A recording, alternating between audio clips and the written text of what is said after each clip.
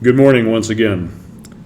This segment of our meeting is dedicated to answering frequently asked member questions. Ordinarily, during our in-person meetings, everyone has the opportunity to ask questions live, but due to the restrictions of COVID, once again we're conducting our Q&A session virtually. Now, I've asked several of our staff members to bring questions to our discussion today that they hear from members. We've had members ask if the Wi-Fi is still offered in the Anza Co-op parking lot and how long it will continue to be available. We installed that Wi-Fi for free during the COVID pandemic early last year, and we intend to keep that in place permanently at this point. So members are welcome to come and sit in the parking lot in your car if you want and use the Wi-Fi for free. Mr. Short, I heard there's some sort of discount program for solar. Is there any truth to that? Well, that's a great question. We just started a community solar project that's available to income qualified low and moderate income members. And there's information on our website as to how to sign up for that. And you can call the office at any time and get more information on the program. Are there different speeds for the internet service, and what's the difference between them? We do offer multiple speed options for our members for Connect Anza. We originally started by offering residential service at 50 megabits per second. Very quickly into the program, we escalated that to 100 meg per second, which we now offer at $49. We recently included a 300 meg per second offering for residential members for $79. And last year we offered a 20 megabit per second rate for $20. So those speeds are all available for anyone that wants service. Mr. Short, I was wondering, why do we still have outages now that we have that large solar project next to the co-op? Why can't it supply the electricity we need if there's an outage? Our Sunanza Project, the solar array that you mentioned next door to the office, originally started out as a 2 megawatt array that was interactive with the grid. It helped supply some of our load during the day and helped us meet the renewable goals of the state of California. A couple of years ago, we added the second phase of that project, which was another 1.4 megawatts of generation, along with a 2 megawatt, 4 megawatt hour battery. That battery came with a microgrid controller with the main design purpose of being able to keep on the business section of our downtown area in Anza. Now, we've been able to utilize that several times due to some outages. Solar only is functional when the sun's shining, of course, so that's part of the reason for the battery, is to keep that capability existing overnight and during bad weather. What is a PSPS and why do we send out PSPS notifications during red flag warnings? PSPS stands for Public Safety Power Shutdown. These events, as dictated by the state of California, are meant to de-energize mostly transmission, but also some distribution lines during red flag events.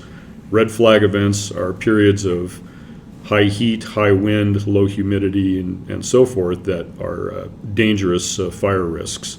So that's the basic meaning of a PSPS event.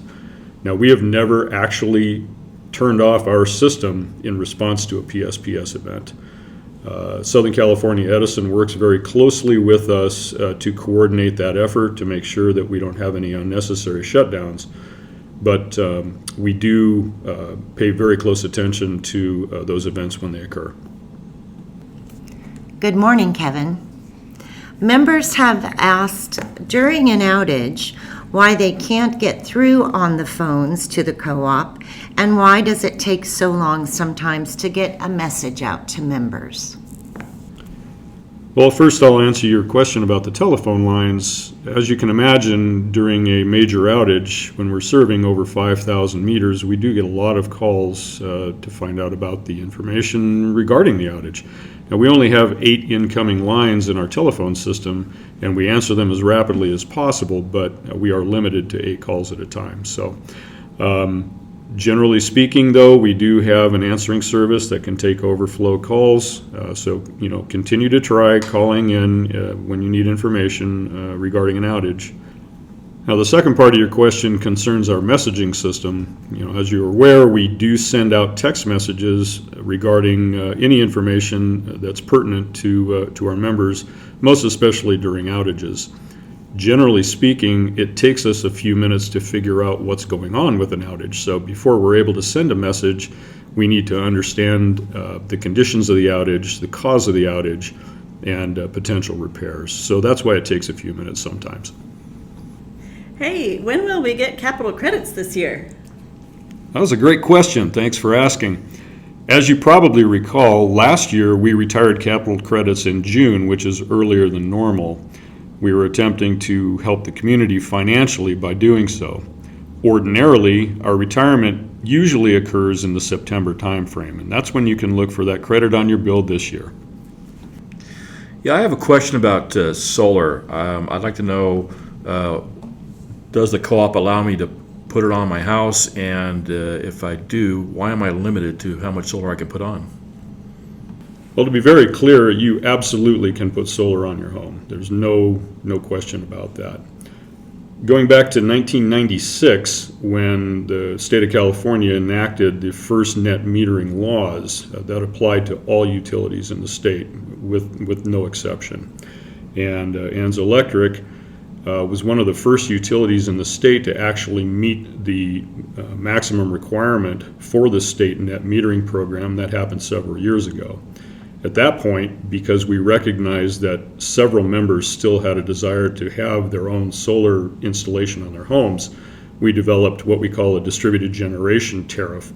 And that rate is still in effect, and it does limit the amount that any single member can put on their home. And the reason we have that limit is to be able to maximize the benefit by spreading it out to as many members as possible. If I'm on life support and there's an outage in the middle of the night that's unplanned, what can I do to prevent my device from shutting off?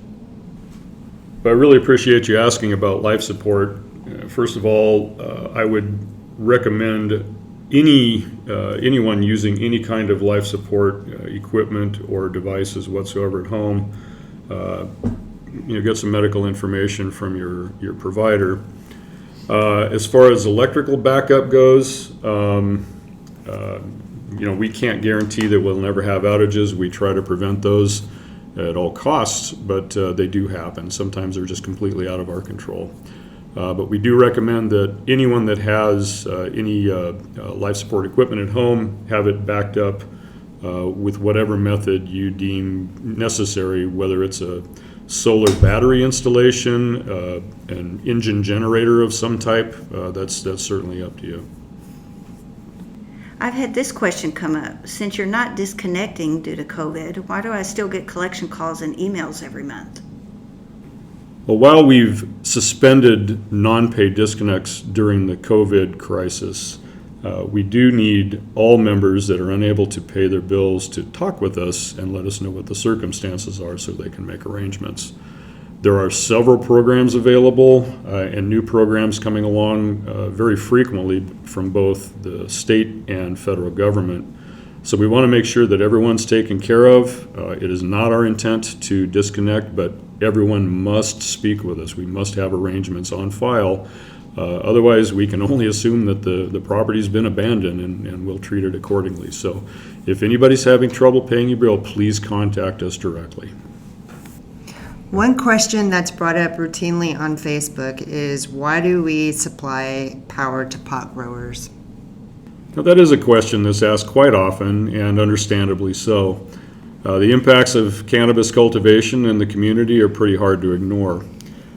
The cooperative is not law enforcement. I need to make that extremely clear. We have an obligation to serve load in our territory, and these are under California Public Utility Commission rules. So the right place to turn for that type of enforcement is the Sheriff's Department in the County of Riverside. And that wraps up our meeting for 2021. I want to thank everyone for attending, and we'll see you next year.